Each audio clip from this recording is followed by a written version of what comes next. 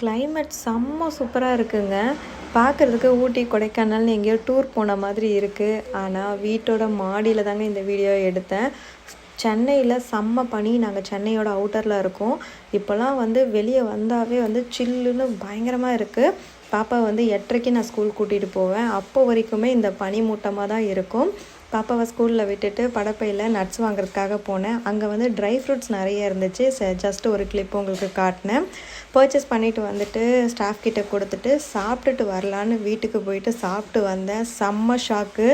பாம்பு ஒன்று அப்படியே வாசலில் இருந்து உள்ளே போச்சு. அதுக்கப்புறம் நான் வர்ற சவுண்டும் ஆஃபீஸில் ஸ்டாஃபும் வெளியே உட்காந்து ஒர்க் பண்ணிகிட்டு இருந்தாங்க. அதை பார்த்த உடனே திருப்பி ரிட்டர்ன் வந்துருச்சு.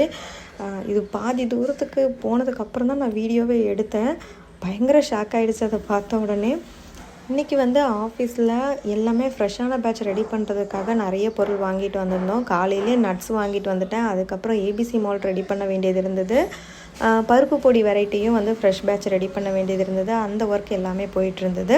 இந்த வீடியோ உங்களுக்கு பிடிச்சிருந்தா லைக் பண்ணுங்கள். இருப்பதை வைத்து இன்பமாக வாழலாம். தேங்க்யூ.